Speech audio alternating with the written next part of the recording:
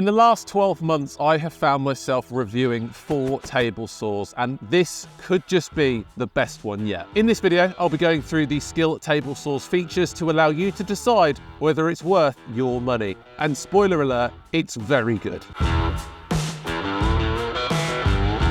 Included in the box, you are going to obviously get the table saw itself, and I'll be going through that in more detail in just a second. But in terms of accessories, you do get an included mitre gauge. The mitre gauge can be slotted in on the right-hand side, and it just very easily clips in for easy access. And the mitre gauge does have a slight bit of wobble when it's in the track here, so very similar to the DeWalt table saw, and the mitre gauge also allows you to turn up to 60 degrees in either direction should you need to. I also really liked that it's got the insets here, so if you do want to attach a piece of wood, just like this, then you are able to bolt it through, which will allow you a greater surface to actually rest the timber that you're cutting against. You get this very nice blade guard. One of the really nice things about the blade guard that is included is that it is actually toolless. So you can take off the insert plate here. There's a little lever down here that you flick upwards.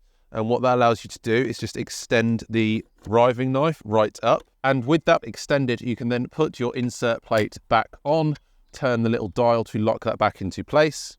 And then using the lever on the back of the blade guard, just lift that up, lock it into where it fits, and then push that down. And then you have effortlessly put on the blade guard to allow for safer cuts. And should you decide that you do not need to use the blade guard, then it can actually be stored underneath the table saw like I'm showing you now. You also get this very nice push stick, which is conveniently mounted on the front of the table saw. And I've got to say, I really like the mechanism that they use to allow you to store this. It's in a really convenient place and you can just easily grab it when you need it. You get the dust extraction adapter. And if you find yourself without dust extraction, then this can be removed and swapped out for this downwards pipe here. What this allows you to do is aim all of the dust at the floor. When you're not using it, it just clips nicely into place here.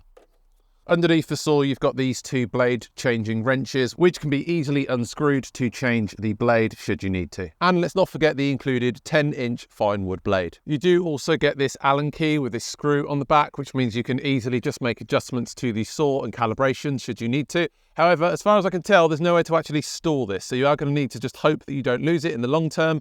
It's a pretty common thing to have, but yeah, just watch out for that. And it has to be said, for a budget table saw, the build quality here is amazing. The engineering that's gone into this is excellent, and I would even feel confident enough to say the build quality could go up against my beloved DeWalt table saw. Now, in terms of features, I'm going to start off by going over one of my favourite features about this table saw, which is the rack and pinion fence. And what this allows you to do is twist this gear at the front of the saw, which allows you to move the front and back of the fence support at the same time, which means you should never end up with an unparalleled fence compared to your blade. And once you've positioned your fence at the right distance, you can lock it into place with this lever underneath here. The entire saw actually sits on top of the 4 legs that are attached to them, which can be easily collapsed by just pushing in the red button at the top of each of the legs. And once you have collapsed the saw, there is a carry handle on the top, so you can easily move it around. Something else that's really nice, on one of the legs, you can actually unclip this and spin it round, and that is going to slightly adjust the length of this leg. And what this allows you to do is, if you are on uneven ground, is just to make sure that that 4th leg prevents that rocking, which is a really nice touch. Weighing a total of 24 kilograms, it's fair to say that this is a very lightweight table saw, so I don't particularly miss the fact that you cannot attach this to a rolling stand, and that Skil don't sell one that you can upgrade to. I do, however, find it a little bit annoying that where the blade guard is stored underneath the table saw does actually bang into your thigh as you're walking along with it, which isn't a huge deal, and you can take it off if you need to, but I've personally found that if I'm moving this saw long distances, it is a lot easier to use the red handles on the top of the saw and carry it this way. On the front of the saw, you will find the on button as well as the off flap. You will also find this spinny handle, which very quickly raises the blade to your desired height. And you also have this flap here, which can be easily lifted to allow you to turn the blade up to 45 degrees.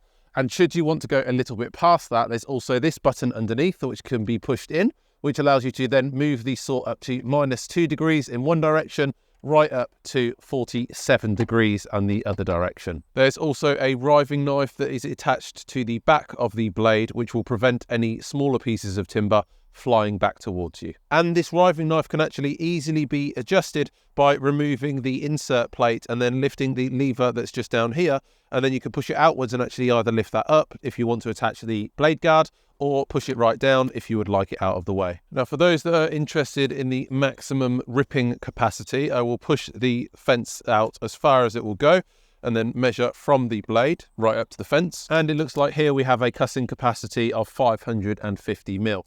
However, there is also the 2 extended pins on the end here that you can move it to, just to give you that additional 100 mil, which brings that capacity right up to 652 millimeters, or 25.5 inches for those that work in imperial measurements. And if you do find yourself needing to cut particularly wide boards, then the fence actually includes this support rail, which you can use to rest your timber on whilst you're pushing it through.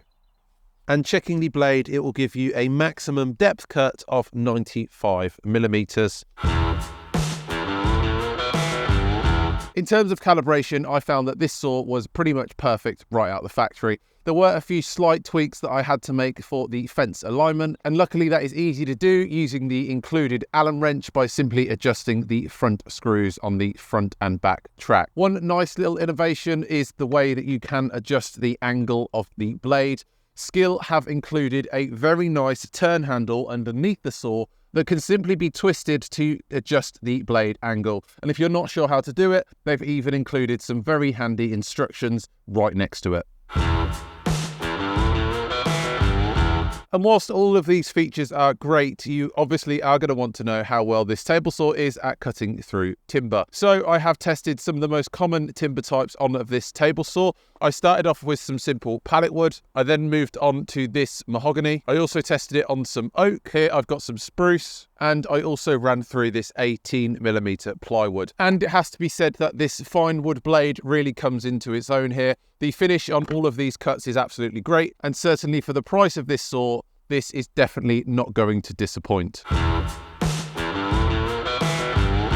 With all of that said and done, I think it's pretty clear that this is a tidy little saw. The things that stand out most are the toolless features, most notably the blade guard that sits on top, as well as the innovative way you can adjust the angle of your blade. I also particularly appreciate the compact design of this saw. For a 10-inch table saw, they certainly have packed in a hell of a lot of features for the money. And whilst I'm on money, it's got to be said that for the price point that this saw is expected to be available in the UK, it is very, very competitive. I would argue that this is probably the best budget bandsaw on the market right now. And as much as it pains me to say it, it's pretty difficult to make the argument to spend the extra on something like the DeWalt table saw. And that has been my go-to table saw on this channel for the last 12 months. So you guys know I'm taking this very seriously. In terms of things that I think could be improved on this saw, well, they're mainly small things. Firstly, it would have been nice to have had a small slot to store the Allen key that comes included. I also think it is a bit of a shame that Skil do not sell a wheelie trolley that you can upgrade to. Certainly the thing I enjoy most about my DeWalt table saw is the fact that I can just wheel it around, so when I'm moving it long distances, I don't have to worry. And also, as far as I can tell, there's actually no way to remove the legs on the bottom of the table saw, so if you are someone that's looking to have this table saw mounted in your workshop, then you will be losing out on a little bit of storage space underneath it. But that's just my opinion. If you already own this table saw, then let me know what you think of it in the comments below. Hit all the relevant YouTube buttons, you know what to do. And if you already own a table saw, then make sure that you're avoiding these common woodworker mistakes by watching this video next. And until next time, happy building.